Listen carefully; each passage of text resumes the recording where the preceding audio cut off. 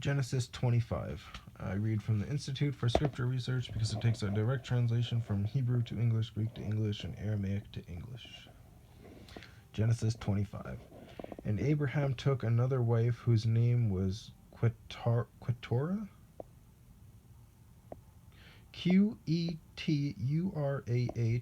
and she bore him Zimran, and Yoshan, and Medan, and Midian, and Yishbak, and Shua, Shuwah with a dot underneath of it, Yodshan, Yodshan, brought forth Sheba, and Dedan, Ded with a dash underneath of it, An.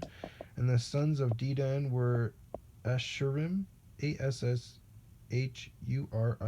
and Letshubim, Letushim, and Leumin, which is Le'Ummim.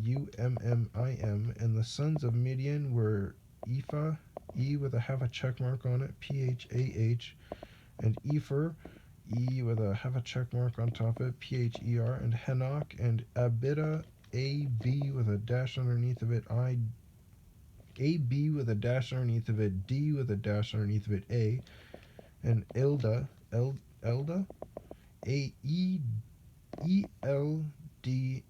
with apostrophe AH. All these were the children of Quetorah. Now Abraham gave all that he had to Yitzchak, but the sons of the concubines whom Abraham had, Abraham gave gifts while he was still living, and sent them away from his son Yitzchak eastward to the land of the east. And these are all the years of Abraham's life, which he lived 175 years. And Abraham breathed his last and died in a good old age, aged and satisfied, and was gathered to his people. And his sons Yitzchak and Ishmael buried him in the cave of Machpelah, M-A-K with a dash underneath it, P-E with a half check mark on it, L-A-H, which is before Mamre, in the field of Ephron, son of Sohar the Hittite, the field which Abraham purchased from the sons of Heth. There Abraham was buried with Sarah his wife. And it came to be after the death of Abraham that Elohim blessed his son Yitzchak, and Yitzchak dwelt in Beer, B-E apostrophe E with a check mark, half a check mark, La L-A-H with a dot underneath of it, A-I, Roy, R-O with an apostrophe I.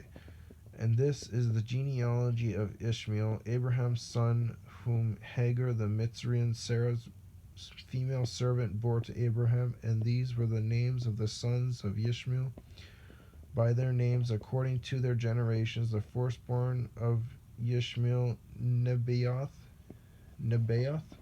N-E-B with a line underneath it, A-Y-O-T-H. Then Quedar, Q-E with a half a check mark, D with a dash underneath of it, A-R, and Adbeel, A-D with a dash underneath of it, B-E apostrophe E with a half a check mark on it, L, and Mibsam, M-I-B with a dash underneath of it, S-A-M, and Mishma, and Duma, and Massa, Hadar, and Tema, and Yetur, Y-E-T-U-R, Naphish, and Quedema, Q-E with a half a check mark, D with a line underneath of it, E-M-A-H. These were the sons of Ishmael, and these were the names of their towns and their settlements, 12 chiefs according to their tribes. And these were the years of the life of Ishmael, 137 years, and he breathed his last, and died, and was gathered to his people.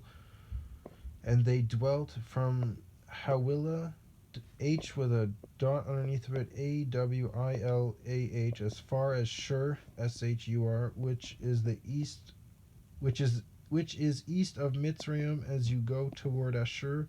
He settled before all his brothers. And this is the genealogy of Yitzchak, Abraham's son. Abraham brought forth Yitzchak, And Yitzhak was 40 years old when he took Ribkah as wife, the daughter of Bethuel the Aramean, of Paddan Aram, Paddan space Aram, the sister of, that's a capital AR and A and then Ram, the sister of Laban the Aramean, Aramean.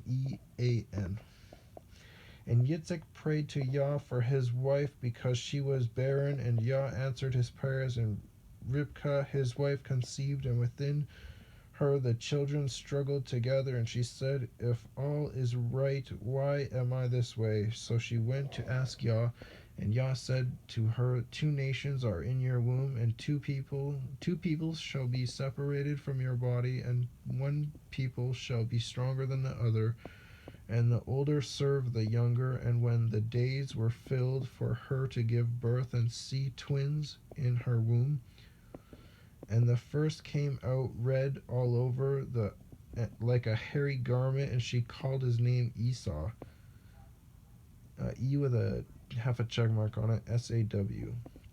And afterward his brother came out with his hand holding on to Esau's heel, so his name was called Jacob.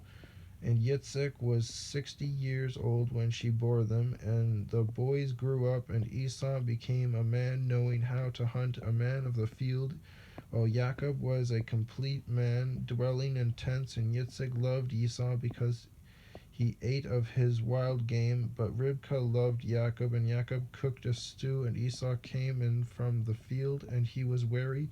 And Esau said to Jacob, "Please feed me with that same red stew, for I am weary."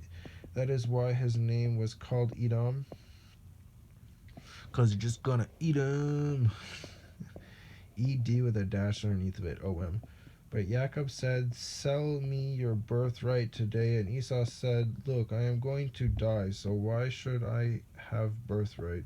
Then Jacob said, "Swear to me today." And he swore to him and sold his birthright to Jacob. Jacob then gave Esau bread and stew of lentils, and he ate and drank and rose up and left. Thus Esau despised his birthright. Why would your own brother make you give up your birthright for food? Like, are you guys supposed to take care of each other? Would he have actually let his brother die if he didn't give up his birthright? Genesis 25.